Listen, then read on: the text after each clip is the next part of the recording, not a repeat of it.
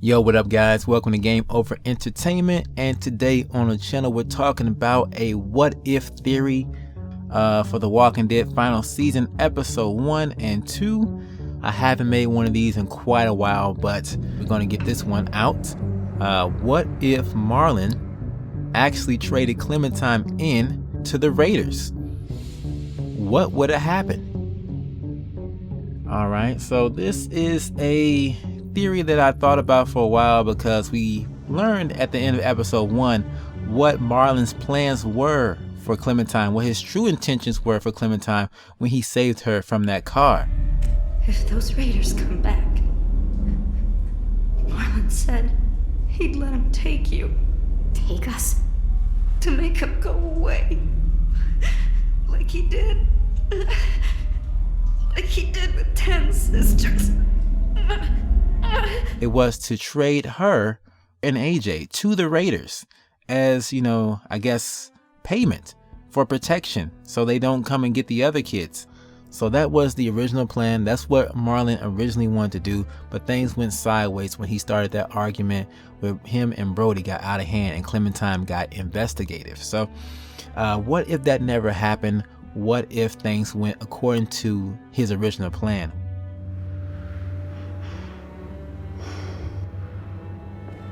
See? We're not gonna hurt you. So this is a very interesting what if theory that I'm bringing on you guys. Let me go ahead and back it up to make a scenario where this could happen. So let's take it back to the bell scene when Clementine was actually going into the train station, and before things actually kicked off, before Lewis started ringing the bell and attracting the walkers, a different way that situation could have been approached could have been based on how you aligned yourself, how you aligned your Clementine in the past. It really could have been a reflection of whether or not you went with Kenny or Jane in this situation, because we know from Clementine's past, you know, if she had maybe stayed with Kenny, she may have exhibited some of the traits that he would have exhibited, like ringing the bell. I think that definitely would have been something Kenny would have done.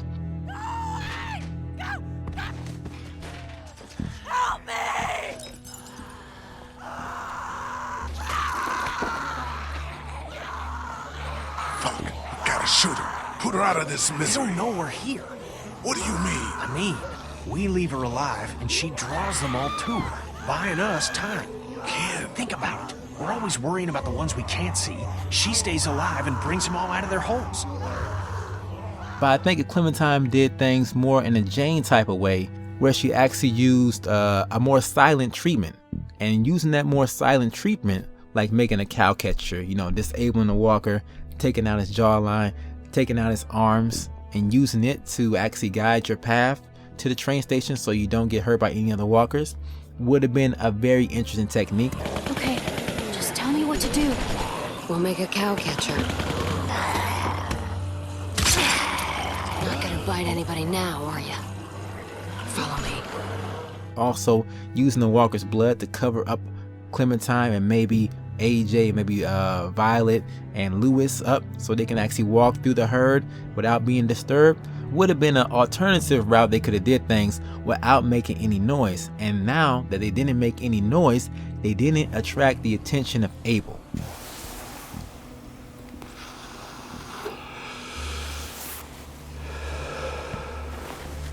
You and your friends made a lot of noise out there. Wasn't hard to follow.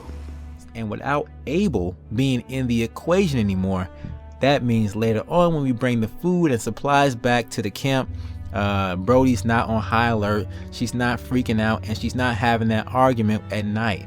So that means the next day things go according to plan, Marlon's plan.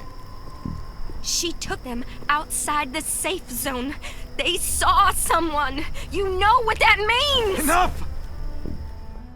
So Clementine and AJ wake up the next day, and let's say they're being led astray on some imaginary trip to the woods by Marlon and Brody. These two are accomplices. These two work together to do this thing. They even traded in their own friends, Minnie and Sophie, who they've probably known for at least most of their entire lives, because these kids have been together for a long time in the apocalypse, and that's a long time to know somebody to just betray them. So if they're willing to betray people like that, they're definitely going to turn Clementine and AJ to the wolves.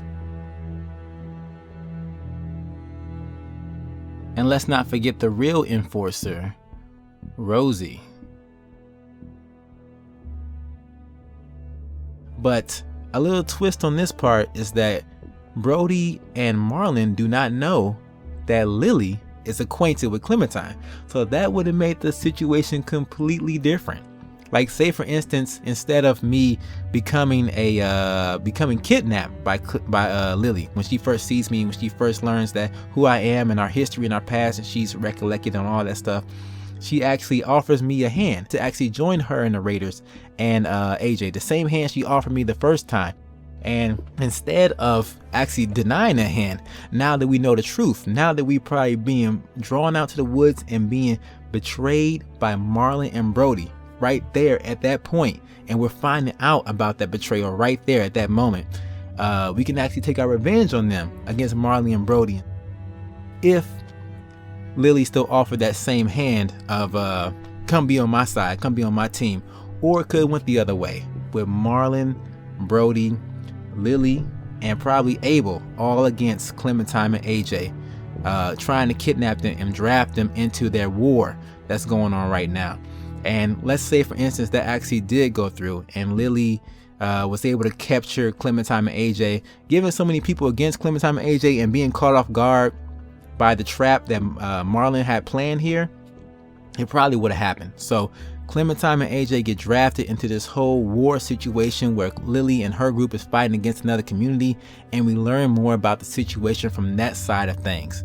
And we actually can still find James in this instance because he'll be out there. He watches the whole thing go down, and he actually could have sent some walkers in to save me at that point too. So I think it could have been an interesting perspective to actually see the other side of things, to see how things would have been if we actually went with Lily, you know, either as a captive or as an accomplice or as an ally, and seeing what kind of war is going on here, maybe reuniting, finding out if Minnie and Sophie are still alive, and if they are, how are they adjusting to their new role as pretty much war children in this whole thing. And we will learn more about the conflict. We will learn more about Lily, which I definitely want to sit down and talk to her a lot more, because a lot of time has passed and a lot of things must have happened in between that time. And I definitely want to hear more about Lily, and to have that opportunity here would have been nice. Such an interesting way to go about it, and if only Clementine had a choice about how she approached the train station situation, this whole situation could have been completely different. Alright guys, so that's just a what if theory I'm throwing out there right now. They're fun to make. They're all imaginary. Of course they cannot happen, okay? But yo, let me know your thoughts about this, man. Having that other interesting perspective of, you know, of course Marlon and Brody were going to betray Clementine and AJ. That's kind of the whole reason why I was really about the school is already being targeted by a more powerful group. And now that I'm aware of that, I need to get AJ out of here for his own safety. That's how I felt about the situation when we first learned about it, and seeing it escalate up to this point that I kind of made up in my what if theory would have been insane. Okay, but yo guys, that's all I gotta say. Thank you guys for watching. And if you like these type of what if theories, please let me know in the comments. All right guys, I'll catch you later. Game over, out.